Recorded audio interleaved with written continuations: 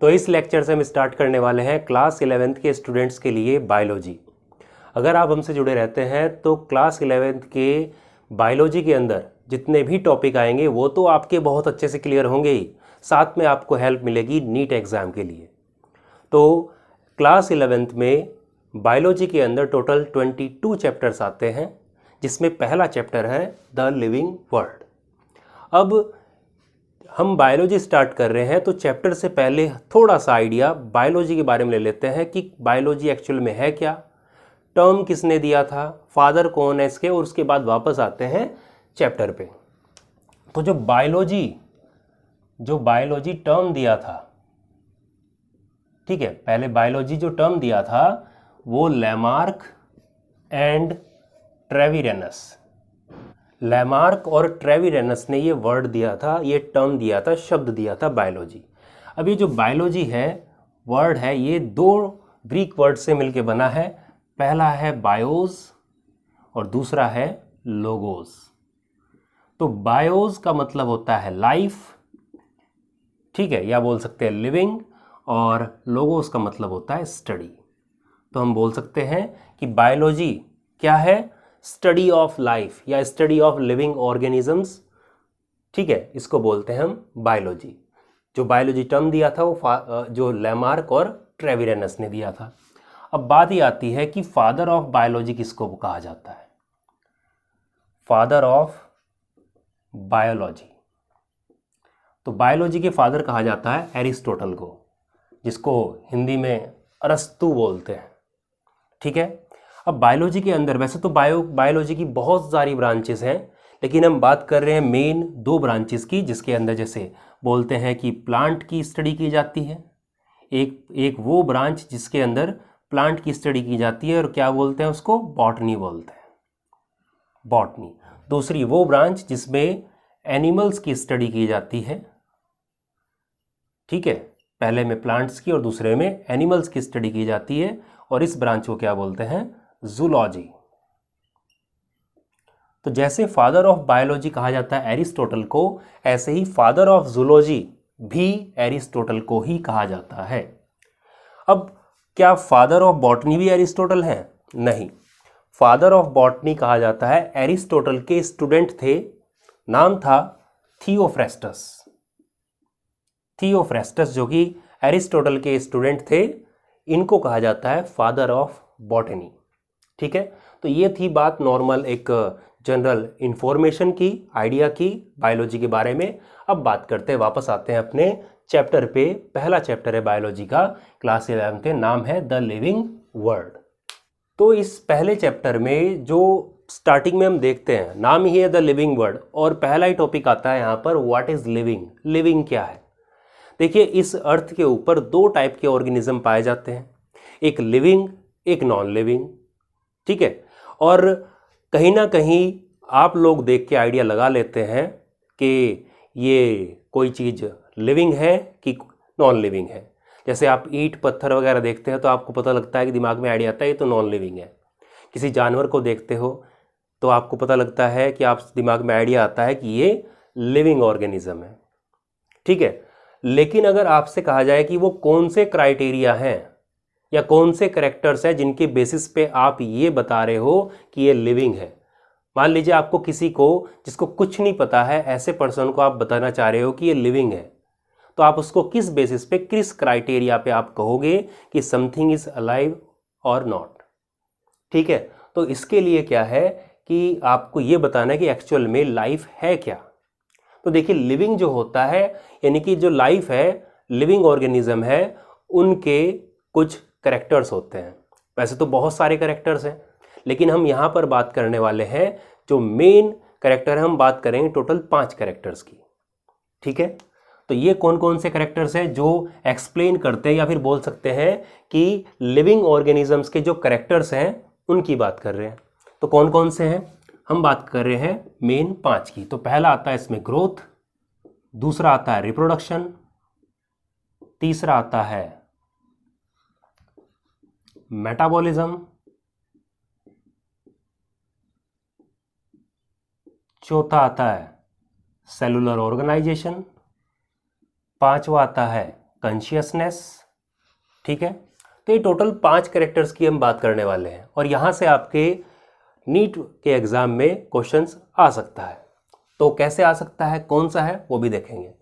तो यहाँ से आपसे जो क्वेश्चन पूछ लेता है वो इस तरीके से पूछ लेते हैं कि इनमें से कौन सी डिफाइनिंग प्रॉपर्टी है और कौन सी नहीं है, इस तरीके से क्वेश्चन आ जाते हैं।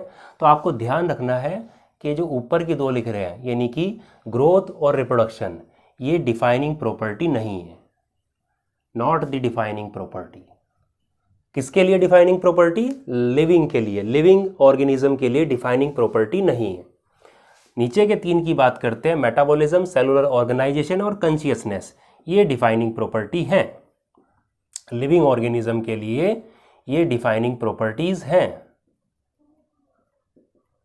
अब एक्चुअल में ये दिमाग में क्वेश्चन आ रहा होगा कि ये डिफाइनिंग प्रॉपर्टी मतलब क्या है।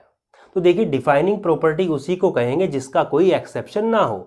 अगर मैं बोल रहा हूं कि ग्रोथ लिविंग ऑर्गेनिज्म की प्रॉपर्टी है, डिफाइनिंग प्रॉपर्टी है, तो इसका कोई एक्सेप्शन नहीं होना चाहिए।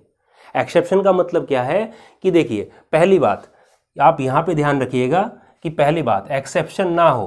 ठीक है, एक्सेप्शन ना हो। तो पहली बात ये होनी चाहिए कि एक्सेप्शन तब नहीं होगा जब इनमें से कोई भी प्रॉपर्टी सभी लिविंग ऑर्गेनिज्म में प्रेजेंट होनी चाहिए, present in all living organisms.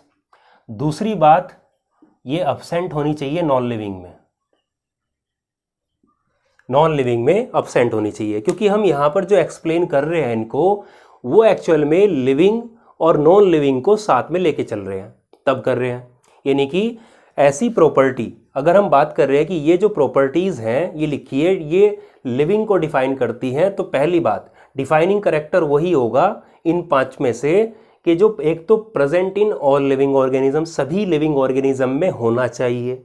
अगर किसी टाइप के लिविंग ऑर्गेनिज्म में प्रेजेंट नहीं है तो वो एक्सेप्शन बन जाएगा, और अगर एक्सेप्शन बन गया तो वो डिफाइनिंग प्रॉपर्टी नहीं रहेगी। दूसरी बात, absent in non living organism. भाई, जब लिविंग ऑर्गेनिज्म की प्रॉपर्टी है तो वो नॉन लिविंग में क्यों होगी, और अगर नॉन लिविंग में वो प्रॉपर्टी आती है तो फिर वो लिविंग की डिफाइन कैसे होगी प्रॉपर्टी। तो याद रखना है आपको, एक तो नॉन लिविंग सभी लिविंग ऑर्गेनिज्म में प्रेजेंट होनी चाहिए, दूसरी बात जो नॉन लिविंग थिंग्स हैं उनके अंदर ये अब्सेंट होनी चाहिए, नहीं मिलनी चाहिए। ठीक है, तो पहले हम बात करते हैं ग्रोथ की। तो ग्रोथ क्या है? ग्रोथ है इंक्रीज इन मास, या फिर बोल सकते हैं increase in overall size of individual या फिर सेल के, यानी कि किसी ऑर्गेनिज्म के मास में, या फिर बोल सकते हैं कि उसका ओवरऑल साइज बढ़ जाए तो उसको क्या बोलते हैं हम? ग्रोथ बोलते हैं। ठीक है, ये ग्रोथ की डेफिनेशन हुई। तो यानी कि यहां से हम ये बोल सकते हैं कि ग्रोथ किस कारण हुई? ग्रोथ एक तो increase in mass, increase in मास इसके कारण हुई। दूसरी बात, ग्रोथ किसके कारण हुई? Increase in number, increase in number. भाई, या तो कोई अपने साइज में बढ़े, ठीक है, या फिर अपने नंबर में बढ़ जाए, तो क्या कहेंगे उसको? ग्रोथ कह सकते हैं। ओवरऑल साइज तो बढ़ेगा इससे, तो हम ये बोल सकते हैं कि इंक्रीज इन मास और इंक्रीज इन नंबर, ये क्या है? ग्रोथ के ट्विन कैरेक्टर्स हैं। Increase in mass and increase in number are the 2 characters, यानी कि ट्विन कैरेक्टर्स ऑफ ग्रोथ। तो ध्यान रखना, यहां से भी क्वेश्चन बन सकता है कि what are the twin characters of growth. तो increase in mass and increase in number twin character होते हैं ग्रोथ के। और ग्रोथ क्या है एक्चुअल में, अगर देखा जाए लिविंग ऑर्गेनिज्म के बेसिस पे, तो ये एक इरिवर्सिबल परमानेंट इंक्रीज होता है साइज के अंदर, इरिवर्सिबल। जैसे हम बोलते हैं कि हमारी लंबाई बढ़ती है, तो ऐसा तो नहीं होगा कि वापस कुछ टाइम बाद, कुछ सालों बाद लंबाई घट जाए। तो क्या होती, ग्रोथ क्या है? परमानेंट इंक्रीज होता है साइज के अंदर। दूसरी बात जो है, ग्रोथ आपकी अगर बात करें टाइप्स की, तो ग्रोथ हम देखते हैं 2 टाइप की हो सकती है। एक हो सकती है इंट्रिंसिक, एक हो सकती है एक्सट्रिंसिक। इंट्रिंसिक का मतलब है ग्रोथ जब अंदर से होती है, ग्रोथ फ्रॉम इनसाइड। जब ग्रोथ अंदर से होती है, ठीक है, जब ग्रोथ कहाँ से होती है, ग्रोथ फ्रॉम इनसाइड, अंदर से होती है, तब क्या बोलते हैं उसको, इंट्रिंसिक ग्रोथ कहते हैं। जैसे for example growth in living organisms. तो जो लिविंग ऑर्गेनिजम्स हैं उनके अंदर जो ग्रोथ होती है, ठीक है, जैसे हमारे अंदर है, हम लिविंग ऑर्गेनिज्म है, तो हमारे अंदर ग्रोथ हो रही है, तो कहाँ से, लिविंग ऑर्गेनिज्म के अंदर से ग्रोथ हो रही है, ठीक है। और एक होती है इन एक्सट्रिंसिक ग्रोथ, ये कहाँ होगी, ये वो ग्रोथ है, कहाँ से होगी ग्रोथ, ये बाहर से, ग्रोथ कहाँ से, फ्रॉम आउटसाइड। ग्रोथ कहाँ से होगी, जो बाहर से होती है बॉडी, ठीक है, जो ग्रोथ बाहर से होती है। फॉर एग्जाम्पल अगर हम ये किस में पाई जाती है, नॉन लिविंग थिंग्स में पाई जाती है, नॉन लिविंग थिंग्स में ये पाई जाती है, ठीक है। जैसे फॉर एग्जाम्पल हम मानते हैं कि जैसे एक सैंड है, सैंड का एक टीला है, आज जो है एक साइड में है, कल को जो हवा चली तो यहाँ से क्या होगा, दूसरी तरफ उड़ के क्या दूसरी तरफ बन गया और ऊंचा बन गया। या फिर एक माउंटेन है, माउंटेन के ऊपर कुछ मटेरियल का एक्यूमुलेशन होता जा रहा है, इकट्ठी होती जा रहा है कुछ ना कुछ मटेरियल, मिट्टी वगैरह, तो धीरे धीरे उसका क्या साइज़ बढ़ रहा है, लेकिन साइज़ उसका क्या ऊपर से बढ़ रहा है, बाहर से बढ़ रहा है, अंदर से नहीं बढ़ रहा है। तो ग्रोथ कहाँ है, ग्रोथ जो है, देखो ग्रोथ हो रही है, ग्रोथ यहाँ पे आपका लिविंग ऑर्गेनिज्म में भी है, नॉन लिविंग में भी है, क्योंकि हम टाइप की बात करते हैं तो इंट्रिंसिक और एक्सट्रिंसिक दोनों ही क्या है, ये ग्रोथ के टाइप है, ठीक है। तो ग्रोथ आपकी लिविंग ऑर्गेनिजम्स में भी है और नॉन लिविंग थिंग्स के अंदर भी ग्रोथ हो रही है। बस इतना डिफरेंस है कि नॉन लिविंग में बाहर से ग्रोथ होती है और लिविंग के अंदर से ग्रोथ होती है, इनसाइड, फ्रॉम इनसाइड, ठीक है, यहाँ से ग्रोथ होती है। अब बात ये आती है कि जैसे लिविंग ऑर्गेनिज्म की बात करते हैं तो इसमें भी ग्रोथ लिमिटेड और अनलिमिटेड हो सकती है। जैसे प्लांट की बात करते हैं तो प्लांट की ग्रोथ अनलिमिटेड है, यानी कि इनकी ग्रोथ पूरी लाइफ स्पैन इनके, जब तक ये जिएंगे तब तक इनमें ग्रोथ होती रहती है, तो यहाँ पर अनलिमिटेड ग्रोथ है। और जो एनिमल्स होते हैं, जैसे हम बोलते हैं ह्यूमंस हैं, तो हमारे अंदर जो बॉडी के अंदर ग्रोथ होती है वो एक पर्टिकुलर एक एज तक होती है, उसके बाद ग्रोथ रुक जाती है, ठीक है। तो ये था, हमने ग्रोथ के बारे में देखा। अब यहाँ पर देखते हैं कि ये डिफाइनिंग प्रॉपर्टी है या नहीं है। तो देखिए ग्रोथ यहाँ पर लिविंग ऑर्गेनिज्म में भी पाई जा रही है और नॉन लिविंग थिंग्स में भी पाई जा रही है, ठीक है। और यहाँ पे हमने पहले लिखा कि एक्सेप्शन अगर हो गया उसका तो वो डिफाइनिंग प्रॉपर्टी नहीं होगी। तो देखिए, तो यहाँ पे हमने क्राइटेरिया लिख रखा है कि present in all living organism, तो सभी लिविंग ऑर्गेनिज्म में प्रेजेंट है, बिल्कुल सही बात है प्रेजेंट सभी लिविंग ऑर्गेनिज्म में। Absent in non living things, तो नॉन लिविंग थिंग्स में अब्सेंट होनी चाहिए, लेकिन ग्रोथ तो हो रही है, भले ही वो एक्सट्रिंसिक है, लेकिन हम ओवरऑल बात कर रहे हैं ग्रोथ की। तो यहाँ पर क्या है कि लिविंग और नॉन लिविंग दोनों के अंदर ग्रोथ हो रही है, इसका मतलब growth defining property living organisms की नहीं है। तो ध्यान रखेंगे, क्योंकि ये लिविंग और नॉन लिविंग दोनों में पाई जा रही है। अब बात करते हैं रिप्रोडक्शन की। तो नंबर 2 आ रहा है रिप्रोडक्शन। अब इसको भी देखेंगे कि डिफाइनिंग प्रॉपर्टी है या नहीं है। पहले बात करते हैं रिप्रोडक्शन है क्या। तो जो लिविंग ऑर्गेनिजम्स हैं उनमें एबिलिटी होती है कि वो अपने जैसे नए इंडिविजुअल प्रोड्यूस कर सकते हैं। लिविंग ऑर्गेनिजम्स की एबिलिटी होती है कि वो अपने जैसे न्यू इंडिविजुअल्स, नई जनरेशन बना सकते हैं, उसको रिप्रोडक्शन कैसे कहते हैं। री मतलब क्या हुआ, दोबारा से, प्रोडक्शन तो दोबारा से प्रोडक्शन करना है किसका, अपनी नई आने वाली जनरेशन के लिए, अपने वंश आगे बढ़ाने के लिए, तो उसको रिप्रोडक्शन कहते हैं।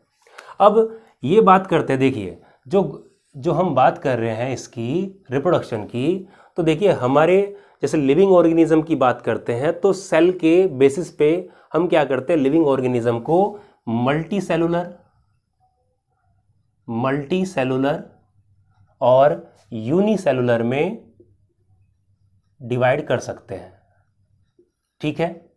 अब मल्टी सेलुलर जैसे कि हम हैं, तो हमारे अंदर जब रिप्रोडक्शन होता है ह्यूमंस में तो मेल और फीमेल की मेटिंग होती है, रिप्रोडक्शन होता है, नई जनरेशन जो आती है, बच्चे आते हैं, वो एग्जैक्ट अपने माता पिता जैसे नहीं होते, कुछ डिफरेंस होते हैं। कुछ हद तक तो हो सकते हैं कि अपने माता पिता के बहुत से कैरेक्टर हो, लेकिन एग्जैक्ट सेम कॉपी नहीं होते, कुछ ना कुछ डिफरेंस इनके अंदर होता है, ठीक है।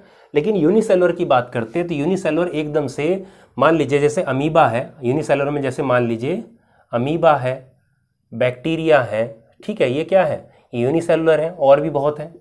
तो इनमें हम बात करते हैं, जैसे अमीबा के अंदर, अमीबा क्यों लिखा, क्योंकि आप देख सकते हैं आराम से 10th क्लास में आपने पढ़ा होगा कि बाइनरी फिजन। तो अमीबा क्या करता है, बाइनरी फिजन करके क्या करता है, अपने 2 डॉटर अमीबा बना लेता है, ठीक है, बना लिए। अब यहाँ से जो एग्जैक्ट जो एक्चुअल जो पेरेंट था, वो पेरेंट तो डिवाइड हो गया 2 में, ठीक है, और ये 2 जो बने हैं अपने पेरेंट से, ये बिल्कुल कॉपी होते हैं उसके, बिल्कुल उसके जैसे क्लोन होते हैं। दूसरी बात यहाँ पर इसको बता क्यों रहा हूँ, इसलिए बता रहा हूँ क्योंकि जो मल्टी सेलुलर थे वहाँ पे तो डिफरेंशिएट कर रहे हैं, लिविंग ऑर्गेन जो पेरेंट थे वो भी बचे हुए हैं, बच्चे भी आगे हैं। यहाँ पर बात कर रहे हैं कि यूनिसेलुलर के अंदर कि ये 1 से 2 बन गए, यानी कि यूनिसेलुलर ने रिप्रोडक्शन किया। तो यहाँ पर हम बात करते हैं ग्रोथ में, हमने 2 क्राइटेरिया ले रहे थे हम, एक इंक्रीज इन मास और एक इंक्रीज इन नंबर। तो यहाँ पे भी तो बात हो रही है कि यूनिसेलुलर ऑर्गेनिज्म रिप्रोडक्शन कर रहे हैं, तो 1 से क्या बने 2, तो इनकी एक्चुअल में इंक्रीज इन नंबर, नंबर में इंक्रीज भी तो कर रहे हैं, इंक्रीज इन नंबर, ये भी तो हो रहा है, ये कंडीशन दिखाई दे रही है यहाँ पे, बिल्कुल दिखाई दे रही है, इंक्रीज इन नंबर हो रहा है। तो एक्चुअल में तो क्या है, रिप्रोडक्शन है, यूनिसेलुलर सेल डिवाइड करके, अपने आप को डिवाइड करके क्या कर सकते हैं, रिप्रोडक्शन कर सकते हैं। लेकिन इसी में हम देख सकते हैं कि इंक्रीज इन नंबर, नंबर में भी तो इंक्रीज हो रहा है, 1 से 2 बन गए। तो ये वाला जो क्राइटेरिया था ये तो ग्रोथ के अंदर भी आ रहा था। इसका मतलब हम कह सकते हैं कि यूनिसेलुलर के अंदर ग्रोथ और रिप्रोडक्शन दोनों एक ही चीज है, सिनोनियम है एक तरह से। दोबारा बोल रहा हूं कि यूनिसेलुलर के अंदर रिप्रोडक्शन बोलिए या ग्रोथ बोलिए, अगर आप क्राइटेरिया लेते हो ग्रोथ का, इंक्रीज इन नंबर, तो दोनों एक ही बात है, वही ग्रोथ है, वही रिप्रोडक्शन है यूनिसेलुलर के अंदर, ठीक है। तो अब देखते हैं कि ये रिप्रोडक्शन डिफाइनिंग प्रॉपर्टी है लिविंग ऑर्गेनिज्म की या नहीं। तो 2 क्राइटेरिया यहाँ पे लिखे हैं, present in all living organism और अब्सेंट इन नॉन लिविंग। तो बात यह है कि नंबर 2 देखते हैं, तो भाई ये तो सही बात है बिल्कुल कि रिप्रोडक्शन नॉन लिविंग थिंग्स, जो ईंट पत्थर वगैरह जितने भी नॉन लिविंग थिंग्स हैं उनके अंदर नहीं होता। ये तो सेकंड पॉइंट तो फॉलो कर रहा है, क्या फर्स्ट पॉइंट फॉलो कर रहा है। सभी लिविंग ऑर्गेनिज्म में रिप्रोडक्शन होता है, मोस्टली में तो होता है, लेकिन कुछ एक्सेप्शन भी हैं, जैसे कुछ इनफर्टाइल कपल्स होते हैं, इनफर्टाइल कपल्स, ठीक है, इनफर्टाइल ह्यूमन कपल्स होते हैं, म्यूल्स, खच्चर वगैरह होते हैं, वर्कर बीज होती हैं, वर्कर्स बी होती हैं। मधुमक्खी के छत्ते में 3 टाइप की मक्खियाँ होती है ना, एक क्वीन, ड्रोन और वर्कर बी। तो वर्कर बी क्या होती हैं, फीमेल होती है, लेकिन बच्चे पैदा नहीं कर सकती, रिप्रोडक्शन नहीं कर सकती। तो कुछ ह्यूमंस भी ऐसे होते हैं, कुछ कपल ऐसे होते हैं जो रिप्रोडक्शन नहीं कर पाते, जो बोलते हैं हिंदी में बांझ होते हैं। तो इनफर्टाइल कपल है, म्यूल्स, खच्चर जो होते हैं वो भी रिप्रोडक्शन नहीं कर सकते। तो एक्चुअल में आप देखते हैं कि जो लिविंग ऑर्गेनिज्म की जो डिफाइनिंग प्रॉपर्टी की हम बात कर रहे थे, तो उसमें present in all living organism, तो क्या सभी लिविंग में प्रेजेंट है, मोस्टली में है, लेकिन कुछ एक्सेप्शन फिर आगे। इसका मतलब रिप्रोडक्शन भी डिफाइनिंग प्रॉपर्टी नहीं है, क्योंकि एक्सेप्शन नहीं आना चाहिए। अगर एक भी एक्सेप्शन आ गया तो वो डिफाइनिंग प्रॉपर्टी नहीं कहलाएगी। दूसरी बात यह है कि अगर कोई किसी पर्सन को आप समझा रहे हो जिसको कुछ नहीं आइडिया है कि लिविंग के बारे में क्या है, तो उसको अगर आप बोलते हो कि भाई रिप्रोडक्शन जो है सभी लिविंग ऑर्गेनिज्म की प्रॉपर्टी है, और वो क्वेश्चन अराइज कर दे कि भाई इनफर्टाइल कपल तो नहीं करते रिप्रोडक्शन, तो इसका मतलब क्या वो नॉन लिविंग है? तो लेकिन नहीं, वो तो लिविंग है। तो उस किस बेसिस पे आप उसको समझाओगे फिर? यानी कि ये इसका एक्सेप्शन आ गया। जब एक्सेप्शन आ गया तो ये डिफाइनिंग प्रॉपर्टी नहीं है। अब बात करते हैं नंबर 3, मेटाबॉलिज्म की।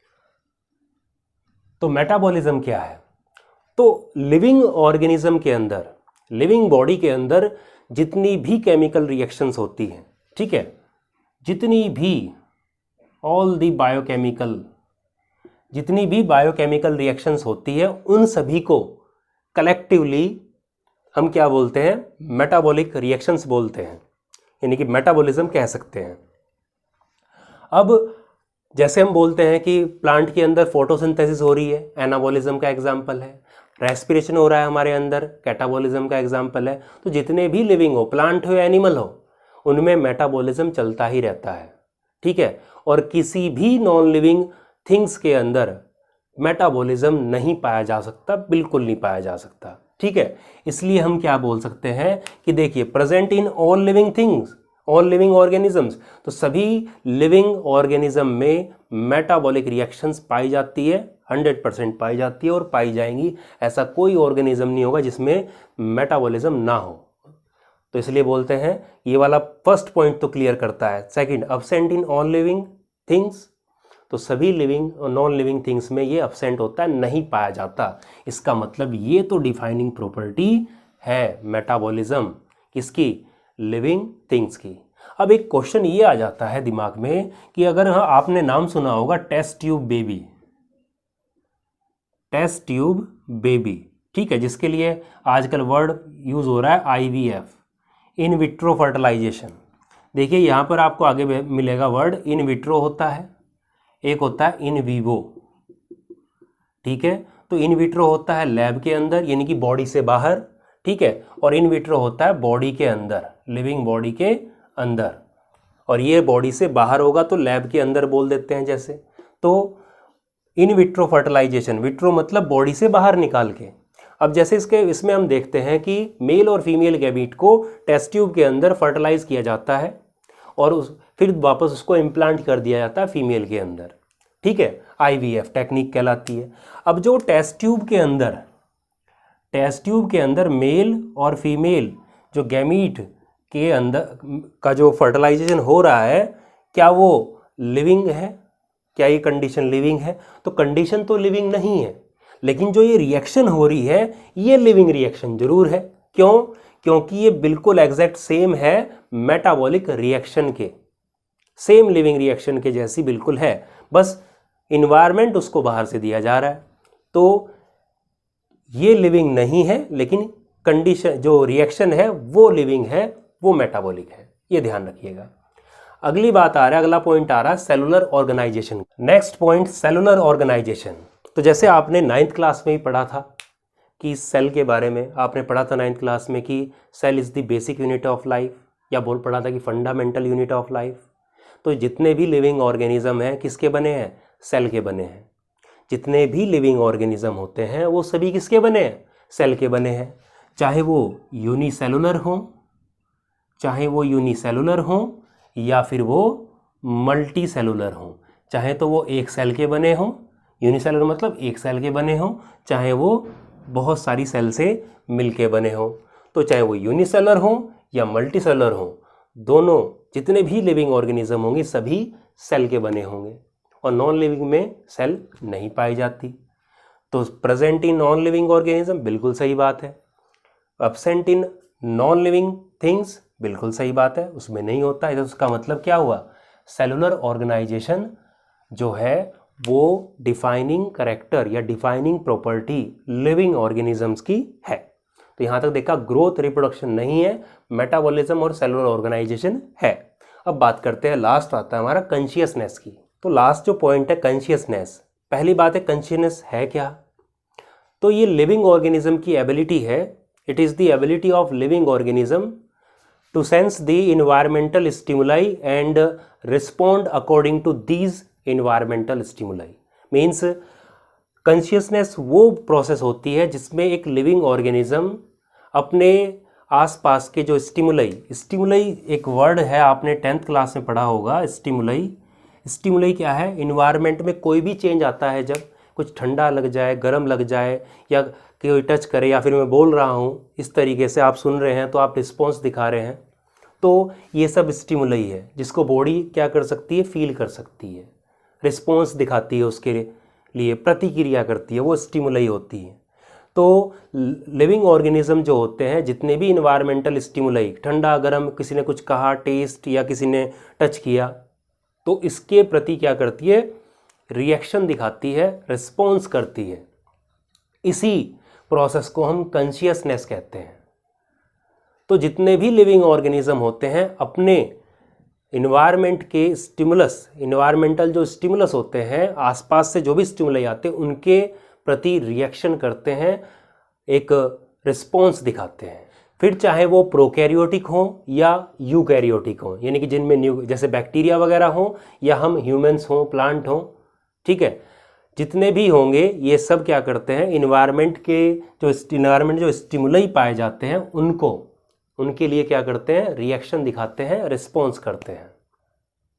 अब चाहे प्लांट की बात करते हैं, जैसे 10th क्लास में आपने पढ़ा था फोटोट्रोपिज्म, यानी कि जो लाइट के तरफ जो है प्लांट की मूवमेंट होती है, ठीक है। या फिर आप देखते हैं कि छुई मुई का पौधा था, उस पर हाथ लगाया, टच करते क्या करता है, वो रिस्पॉन्स दिखाता है, ठीक है। या फिर आप देखते हैं कि कुछ फूल ऐसे होते हैं कि जो सिर्फ दिन में ही खिलते हैं और कुछ ऐसे होते हैं कि रात में ही खिलते हैं। तो क्या हो रहा है, ये टेम्परेचर, लाइट, ये क्या है, ये स्टिमुलाई हैं जिनके प्रति प्लांट क्या दिखा रहा है, अपने रिस्पॉन्स दिखा रहा है, ठीक है। ऐसे ही हम जो लिविंग ऑर्गेनिजम्स है वो भी दिखाते हैं। तो जो कॉन्शियसनेस है वो सभी लिविंग ऑर्गेनिज्म में पाया जाता है, और ये चीज़ जो नॉन लिविंग थिंग्स हैं जैसे पत्थर वगैरह हैं, और भी चीज़ें हैं बहुत नॉन लिविंग, तो उनमें ये चीज़ नहीं पाई जाती, अब्सेंट रहती है। यानी कि सभी लिविंग ऑर्गेनिज्म में पाया जाता है, बिल्कुल सही बात है। अब्सेंट है नॉन लिविंग थिंग्स में, बिल्कुल सही बात है। यानी कि ये भी क्या है, जो डिफाइनिंग प्रॉपर्टी है लिविंग ऑर्गेनिज्म की है, कॉन्शियसनेस, ठीक है। अब बात ये आती है कि एक वर्ड आता है सेल्फ कॉन्शियसनेस, एक वर्ड आता है सेल्फ कॉन्शियसनेस जो कि ह्यूमन में पाया जाता है, ठीक है। अब सेल्फ कॉन्शियसनेस क्या है, तो ह्यूमन के अंदर कॉन्शियसनेस बहुत ही हाई लेवल में पाई जाती है, बहुत ज़्यादा हाई लेवल में पाई जाती है। क्यों? क्योंकि ह्यूमन का जो नर्वस सिस्टम होता है वो बहुत ही ज़्यादा डेवलप है, हाईली डेवलप्ड नर्वस सिस्टम पाया जाता है, जिसकी वजह से इसमें कॉन्शियसनेस के जो लेवल है बहुत ज़्यादा बढ़ जाता है। कम्युनिकेशन स्किल्स पाई जाती है ह्यूमंस के अंदर बहुत अच्छे तरीके से, यहाँ तक कि जो कंडीशंस हैं उनके बारे में पता भी लगा लेता है पहले से ही। मान लीजिए कि सामने से अगर कोई ऑब्जेक्ट आ रहा है, कि मान लीजिए कोई जैसे ट्रक आ रहा है सामने से, तो क्या होगा, आदमी को पता लग जाएगा, इतना तो समझते ही है कि भाई यहाँ से हटना है सामने से, वरना ये मार देगा, टक्कर मार देगा, ये कुछ ना कुछ नुकसान पहुँचा सकता है। तो आदमी पहले से ये आइडिया लगाता है, साइड हट जाएगा। या ऐसी ही बहुत सारी चीज़ें होती हैं कि भाई अगर भूख लगी है तो इस वाले मटेरियल से, या फिर आगे तक की कंडीशन को वो सोच सकता है कि अभी ऐसा करेंगे तो आगे क्या हो सकता है, और सिचुएशन को उसके अकॉर्डिंग क्या कर सकता है, चेंज भी कर सकता है। जैसे ठंड पड़ रही है तो आग जला सकता है, तो कंडीशन को अपने अकॉर्डिंग क्या कर सकता है, बदल भी सकता है। तो ये जो हाई डिग्री है, हाई लेवल है कॉन्शियसनेस की, ये सेल्फ कॉन्शियस कहलाती है, जो कि ह्यूमन में ही पाई जाती है, ठीक है। और लेकिन बात ये आती है कि कॉन्शियसनेस तो डिफाइनिंग प्रॉपर्टी है, क्या सेल्फ कॉन्शियसनेस को हम मान सकते हैं कि ये भी डिफाइनिंग प्रॉपर्टी है? तो ये डिफाइनिंग प्रॉपर्टी नहीं है, क्योंकि एक्सेप्शन नहीं होना चाहिए। अब अगर हम बोलते हैं कि अगर एक आदमी है जो कोमा में पड़ा हुआ है, जिसका ब्रेन डेड, यानी कि वो प्रॉपर रिस्पॉन्स नहीं दिखा पा रहा है, भाई उसके अंदर कॉन्शियसनेस तो है, यानी कि उसके जो लंग्स वगैरह, उसके जो ऑर्गन्स है वो काम तो कर रहे हैं, लेकिन वो उसमें कम्युनिकेशन की स्किल्स हैं, यानी कि उसकी जो कॉन्शियसनेस की जो हाई लेवल था वो कम हो गया है बहुत ज़्यादा, ठीक है। क्योंकि उसके जो ऑर्गन्स हैं उनके अंदर जो कोऑर्डिनेशन था वो ख़त्म हो गया। तो उसके अंदर, ऐसे पेशेंट के अंदर जो कोमा में है, उसके अंदर कॉन्शियसनेस तो है लेकिन सेल्फ कॉन्शियसनेस नहीं है। तो कॉन्शियसनेस तो डिफाइनिंग प्रॉपर्टी है, लेकिन सेल्फ कॉन्शियसनेस को आप डिफाइनिंग प्रॉपर्टी नहीं कहेंगे। इन 5 की हमने बात की, जिसमें स्टार्टिंग के जो 2 हैं, ग्रोथ और रिप्रोडक्शन, ये क्या है, डिफाइनिंग प्रॉपर्टी नहीं है, क्योंकि इनके एक्सेप्शन आए हैं। ग्रोथ का जो है नॉन लिविंग थिंग्स में भी पाई जाती है, इसलिए ये एक्सेप्शन हुआ। रिप्रोडक्शन का ये सभी लिविंग ऑर्गेनिज्म में प्रेजेंट नहीं है, कुछ एक्सेप्शन है जैसे खच्चर वगैरह जो इनफर्टाइल ह्यूमन कपल्स हैं वो हो सकते हैं, और भी हैं। मेटाबॉलिज्म डिफाइनिंग प्रॉपर्टी है क्योंकि सभी लिविंग ऑर्गेनिज्म में पाई जाती है और सभी नॉन लिविंग थिंग्स में अब्सेंट होती है। सेलुलर ऑर्गेनाइजेशन ये भी प्रॉपर्टी है डिफाइनिंग प्रॉपर्टी लिविंग की, क्योंकि सभी लिविंग ऑर्गेनिज्म इससे बने, नॉन लिविंग थिंग्स नहीं बनी होती। कॉन्शियसनेस अभी बात की, डिफाइनिंग प्रॉपर्टी है। तो 2 डिफाइनिंग प्रॉपर्टी नहीं है, बाकी की 3 डिफाइनिंग प्रॉपर्टी है। बाकी भी बहुत सारे कैरेक्टर्स हैं लिविंग थिंग्स के, बाकी ये थे मेन। और यहाँ से आप के क्वेश्चंस काफ़ी बनते हैं। एनसीईआरटी पढ़ते रहिए और लेक्चर्स देखते रहिए। कुछ डाउट हो, कुछ पूछना हो तो आप कमेंट करें, मैं आंसर ज़रूर दूंगा। इस वीडियो में इतना ही। Thank you.